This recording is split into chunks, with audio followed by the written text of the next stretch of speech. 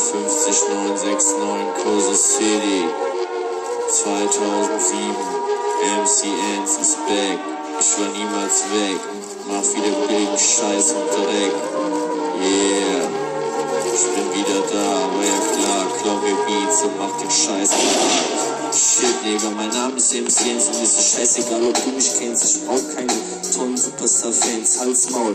Zieh dir meinen fetten Style rein und dann weißt du, ich brauch keine Super-Konkurrent. Mein Style haut rein wie eine fette Rakete. Ich hab den Scheiß Interklon, fresse gern Passete. Mit deinen billigen Beats schaffst du keine Fete. Eher komm ich rüber und hack sie klein wie eine riesen Buschmachete. So wirst gar nicht mich zu wissen, denn mit deinem billigen Style hast du bei mir direkt verschissen. Am besten tust du dich direkt schnell verbissen.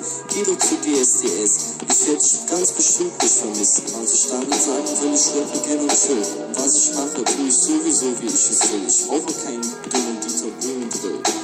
Der labert zu und dicken Müll. Das geht an alle Rapper und richtigen Homies. Wollt ihr mein Label, geht ihr rein zu euren Homies. Tut mir eingefallen, geht zu Deutsch und tut den Superstar. Und wenn es euch auch nicht passt, ist ja noch eure Omi da. Es geht an alle Rappers und Homies. Wollt ihr diesen Label, geht ihr rein zu euren Homies. Tut mir eingefallen, geht zu Deutsch und tut den Superstar. Und wenn es euch auch nicht passt, ist ja eure Oma da.